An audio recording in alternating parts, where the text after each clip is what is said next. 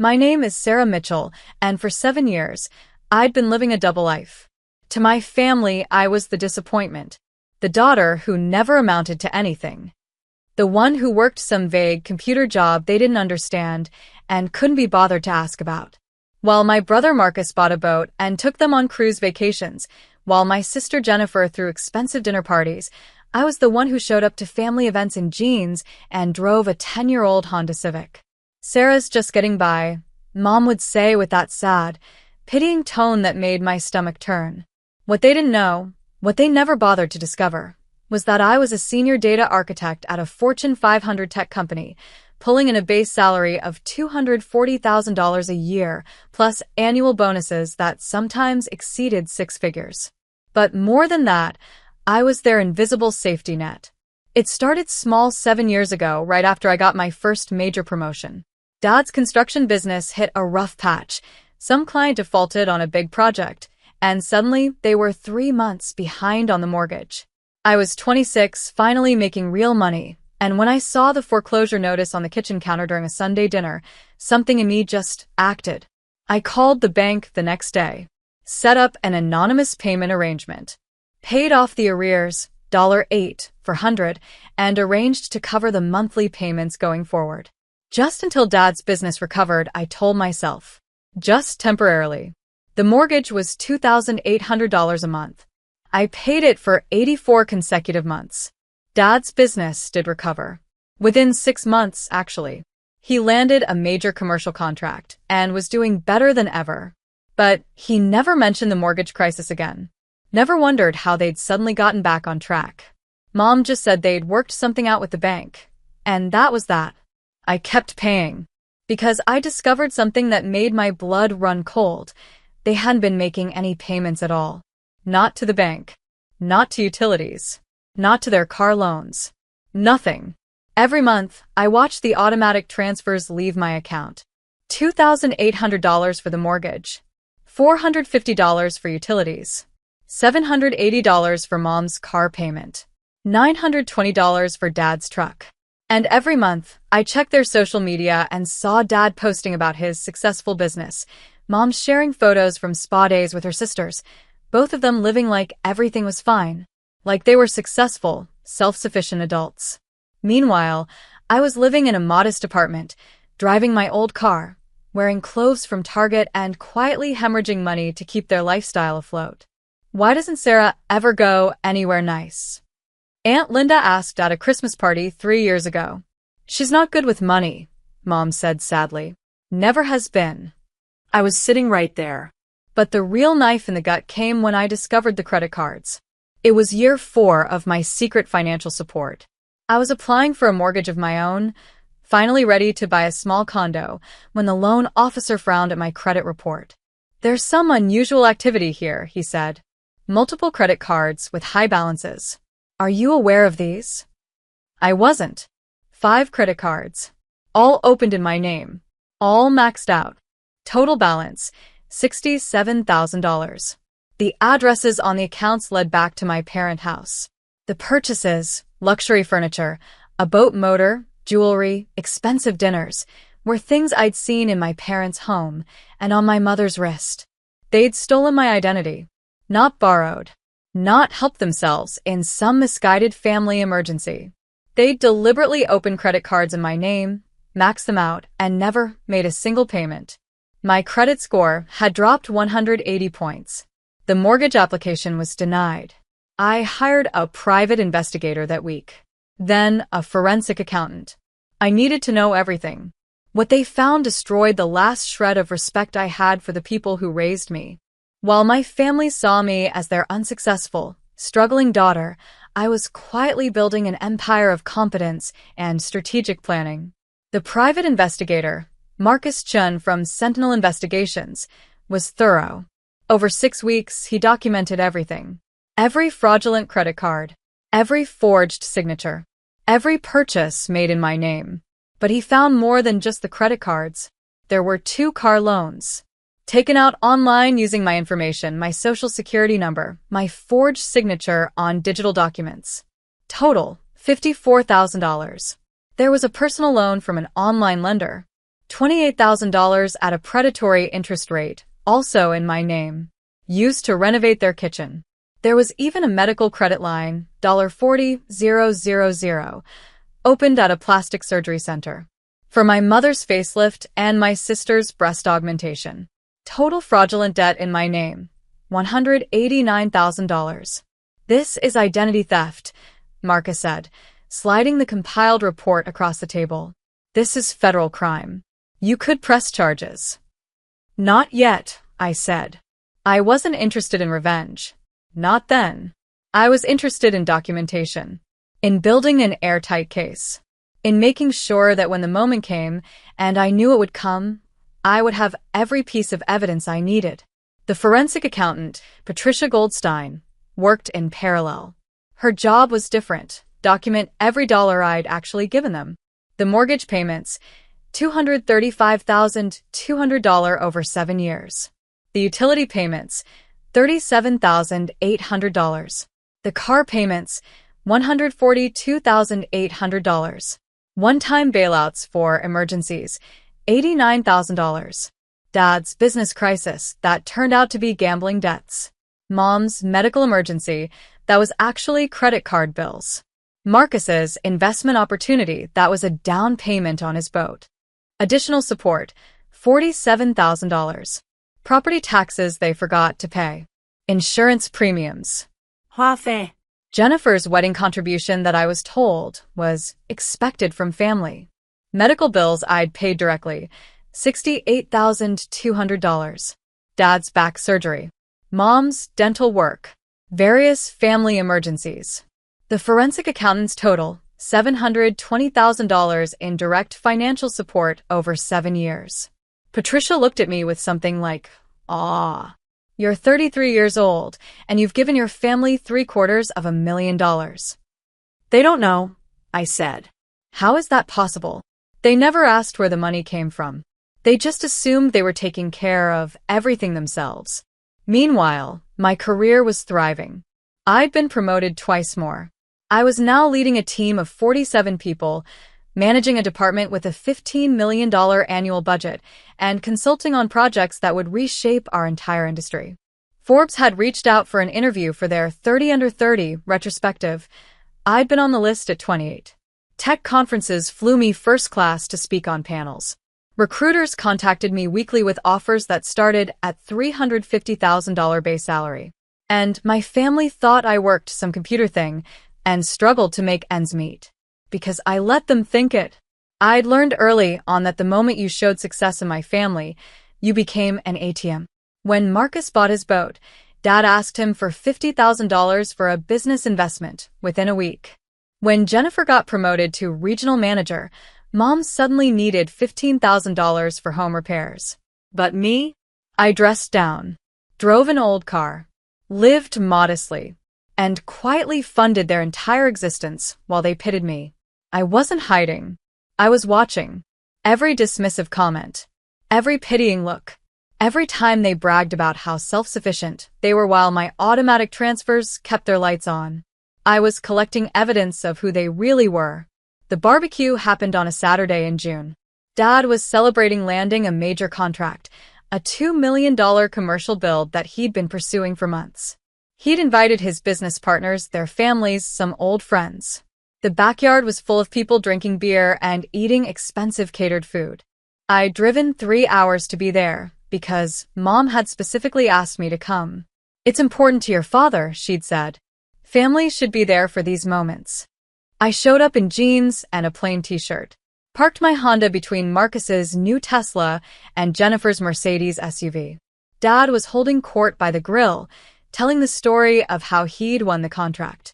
Persistence, he was saying. Hard work. That's what success takes. That's what I've always taught my kids. I grabbed a beer and stood near the edge of the patio, watching. Marcus learned it, Dad continued, gesturing to my brother, who beamed. Built a successful investment portfolio. Jennifer, too, regional manager at 31. But Sarah? He trailed off, and several people glanced my way. Sarah's still finding her way. Mom jumped in, her voice dripping with that familiar pity. She's got a little computer job. It's steady, but nothing special. We keep hoping she'll find her footing. One of Dad's partners, a man named Robert Chen, looked at me curiously. What kind of computer work? Data stuff, I said with a shrug. Pretty boring. Sarah's never been ambitious like her siblings, Dad said, and several people nodded sympathetically. I took a long drink of my beer. That's when Dad started telling the freeloader story.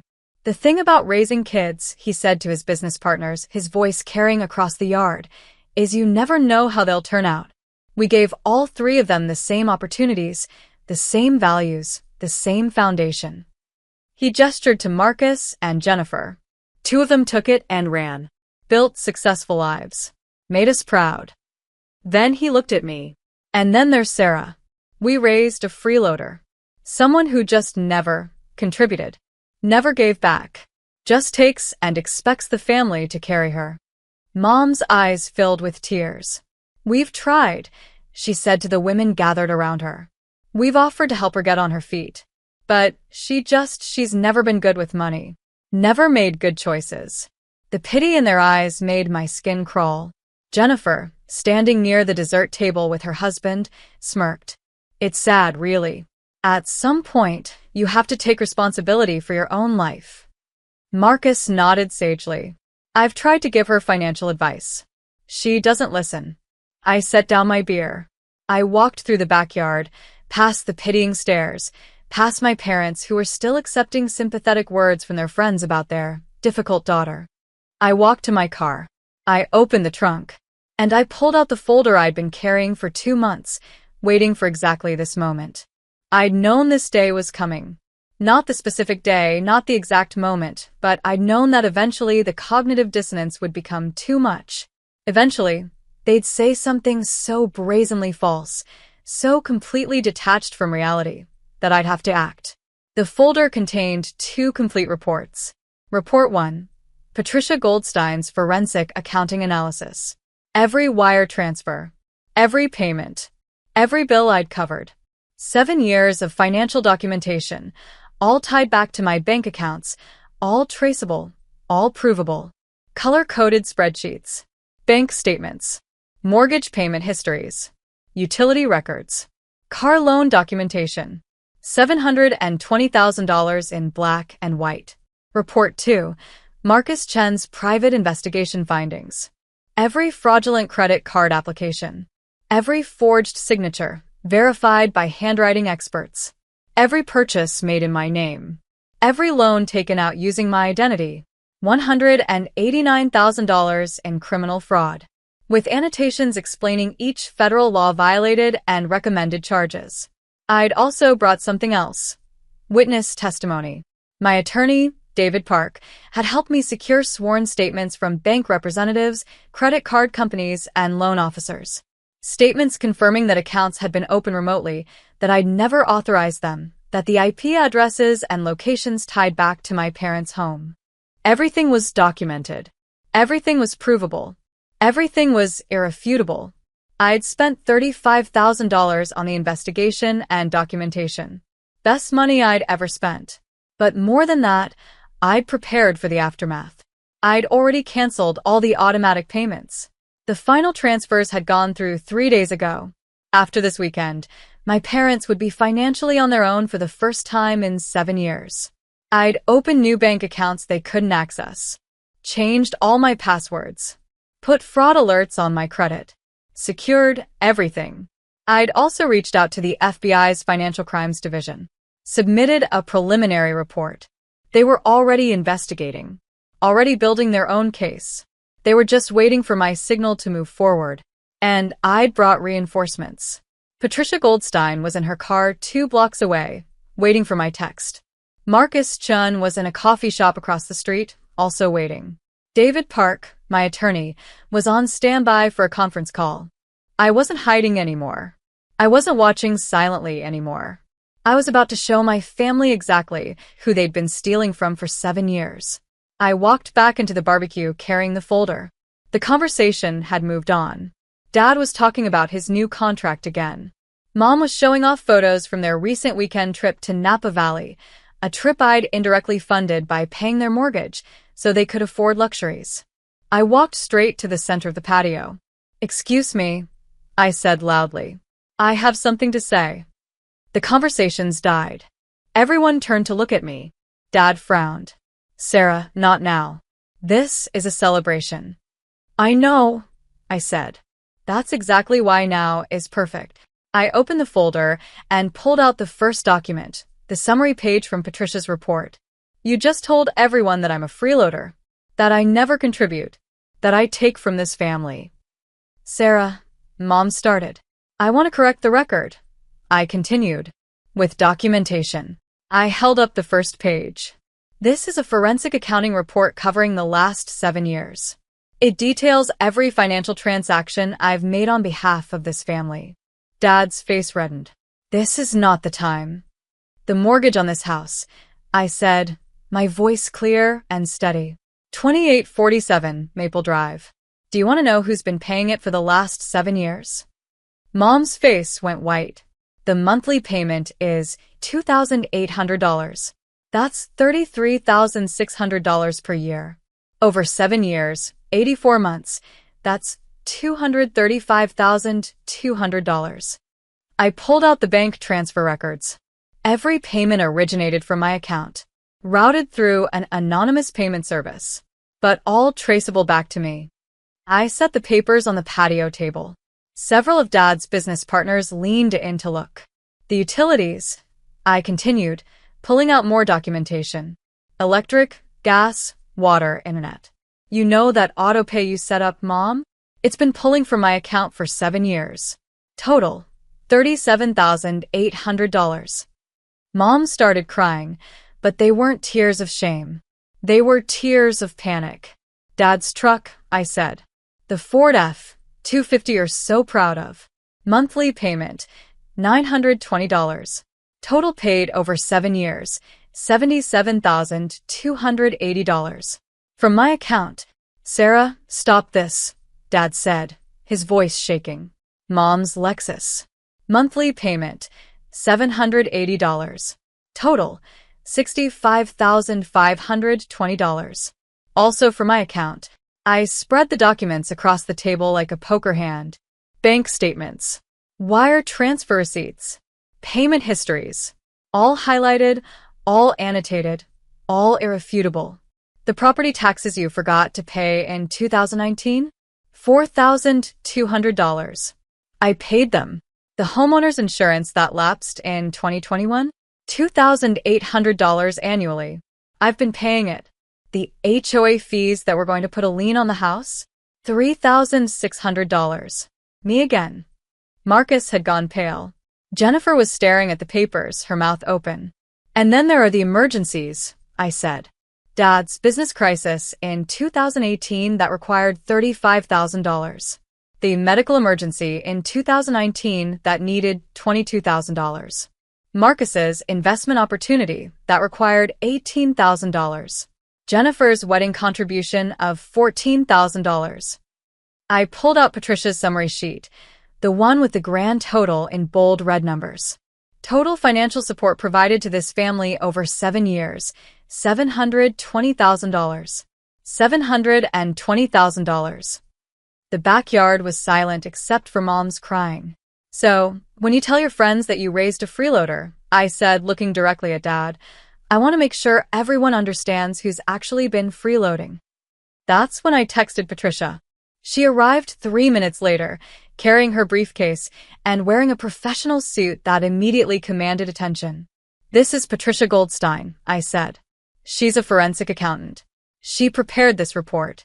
Patricia, would you mind summarizing your findings?" Patricia smiled.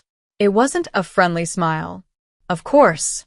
Over a 7-year period, Ms. Mitchell provided direct financial support totaling $720,000 to her family. This includes mortgage payments, utility payments, vehicle loans, insurance, property taxes, and various emergency bailouts. Every payment is documented and verifiable.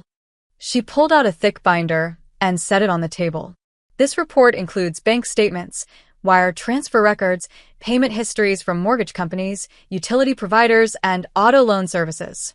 Everything is cross-referenced and authenticated. Dad tried to speak. We didn't know. You didn't ask, I said. You never wondered where the money came from. You just assumed you were handling everything yourselves. But that's not all, Patricia said, and her voice turned cold. During the course of my investigation, I discovered additional financial irregularities, which is why I brought in a colleague. That's when I texted Marcus Chin. He arrived 2 minutes later, and he didn't come alone. He brought 2 FBI agents. The backyard erupted in whispers and gasps. This is Marcus Chen from Sentinel Investigations, I said. And these are Special Agents Williams and Rodriguez from the FBI's Financial Crimes Division. Mom collapsed into a chair. Mr. Chen, would you mind presenting your findings? Marcus opened his folder. Over the course of a 6-week investigation, I documented multiple instances of identity theft and financial fraud perpetrated against Ms. Mitchell. He laid out the evidence like a prosecutor. 5 credit cards opened in Ms. Mitchell's name without her knowledge or consent. Total fraudulent charges, $67,000. The applications were submitted online from this address. He pointed at the house. The purchases were delivered here. The cards are currently in possession of Mr. and Mrs. Mitchell. Dad's face was gray. 2 auto loans, total $54,000, also opened fraudulently in Ms. Mitchell's name. 1 for a boat motor, 1 for a motorcycle. Both currently in the possession of Marcus Mitchell. He nodded at my brother, who looked like he might vomit. 1 personal loan, $28,000, used to renovate the kitchen at this address. And 1 medical credit line, $40,000, used for cosmetic procedures for Mrs. Mitchell and Jennifer Mitchell. He pulled out the final summary. Total fraudulent debt created in Ms. Mitchell's name, $189,000. Every signature was forged. Every application was submitted without consent. This constitutes multiple counts of identity theft, fraud, and forgery under federal law. Special Agent Williams stepped forward. We've been investigating this case for 3 weeks, she said. We verified Mr. Chen's findings independently. We have warrants being prepared for the arrest of Michael and Diane Mitchell on charges of identity theft, wire fraud, and conspiracy to commit fraud. Mom screamed. Sarah, please. We're your parents. You destroyed my credit, I said, my voice shaking now. I couldn't buy a home because of what you did. My credit score dropped 180 points. I've been denied loans, denied opportunities, because you stole my identity to fund your lifestyle. We'll pay it back, Dad pleaded. We'll make it right. With what money? I asked. Starting Monday, you'll be making your own mortgage payment for the first time in 7 years. Your own utility payments. Your own car payments. Everything. The realization hit him like a truck. You've been living on $720,000 of my money, I said, while telling everyone I was a freeloader, while pitying me, while accepting congratulations for your success that I was funding. I turned to the guests, Dad's business partners, the family friends, everyone who'd heard him call me a freeloader. I make $290,000 a year as a senior data architect. I manage a department of 47 people with a $15 million budget. I was on Forbes 30 under 30 list. I've spoken at international tech conferences. I've been offered positions at Google, Amazon, and Microsoft. I looked at my father. I'm not the failure in this family. I'm the only one who is actually successful. You are just living off my success and pretending it was yours. Special Agent Rodriguez stepped forward. Mr. and Mrs. Mitchell, you need to come with us. We have some questions at the field office. Sarah, please. Mom reached for me. Don't do this to us. I didn't do this to you, I said. You did this to yourselves. For 7 years, you could have asked where the money came from. You could have wondered how your mortgage was suddenly current, how your bills were getting paid. You could have questioned why you were suddenly flush with cash. I picked up the folders. But you didn't. Because you didn't care. You just wanted the money. And you wanted to feel superior to me while taking it. Dad lunged forward, grabbing my arm. You can't let them arrest us. We're your parents. You stole $189,000 from me, I said. You destroyed my credit. You forged my signature. You committed federal crimes. Security, hired by Patricia as a precaution, moved in to separate Dad from me. The forensic report, the investigative findings, and all evidence have been submitted to the FBI and the state attorney's office, Patricia said. There's also a civil lawsuit being filed Monday morning for recovery of the fraudulent debt plus damages. Jennifer started screaming. You're destroying this family. No, I said, looking at her. I'm just not funding it anymore. There's a difference. I turned to Special Agent Williams. I'm pressing full charges. Criminal and civil. Understood, Ms. Mitchell. We'll be in touch.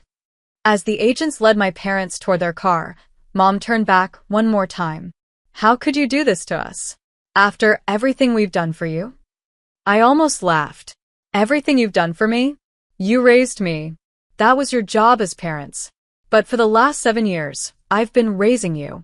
I've been the parent. I've been the responsible one. I've been keeping this family afloat. I held up the forensic report one more time. $720,000.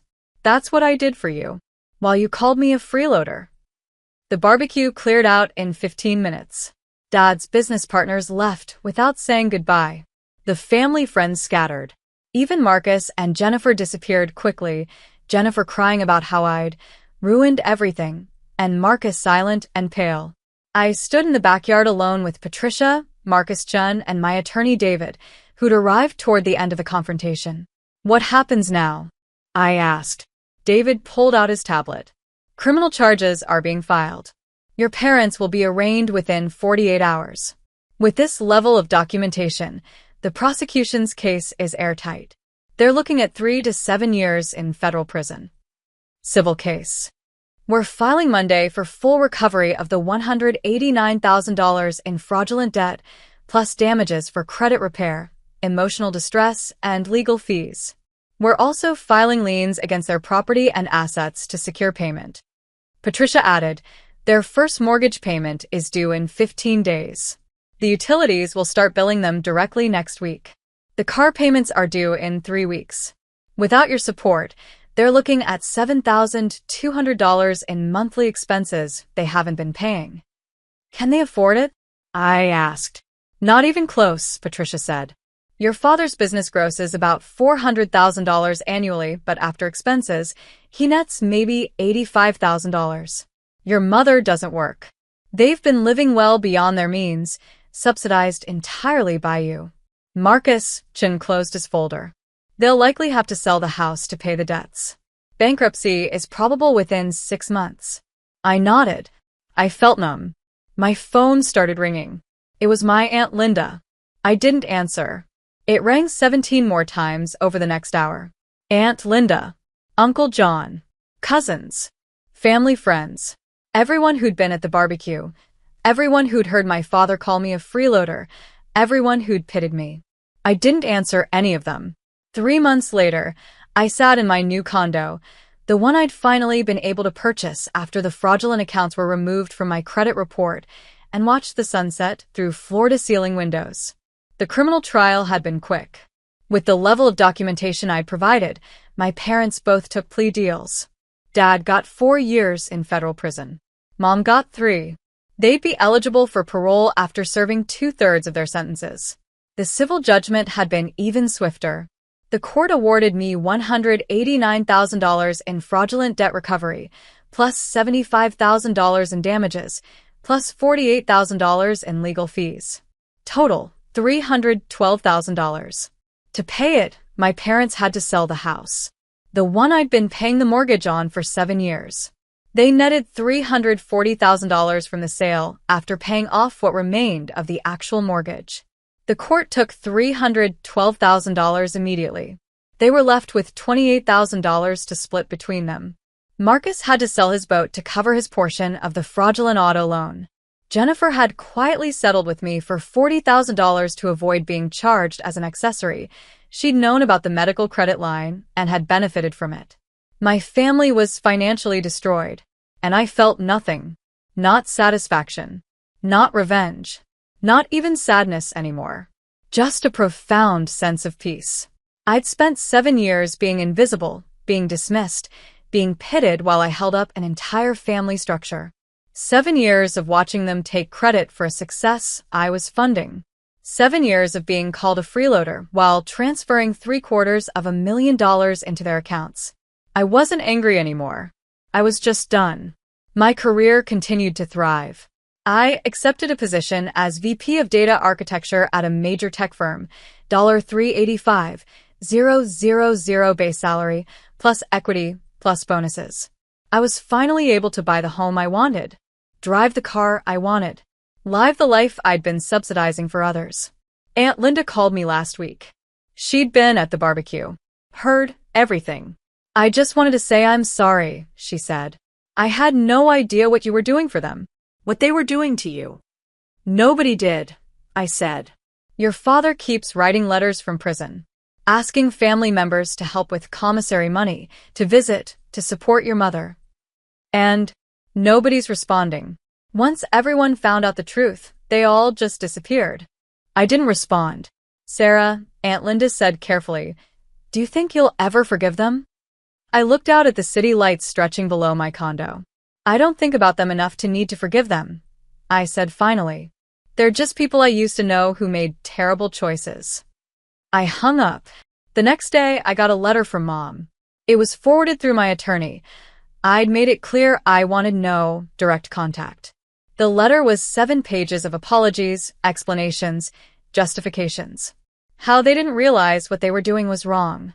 How they just thought I was being generous. How they never meant to hurt me. How families should stick together. I read it once. Then I shredded it. Because here's what I'd learned.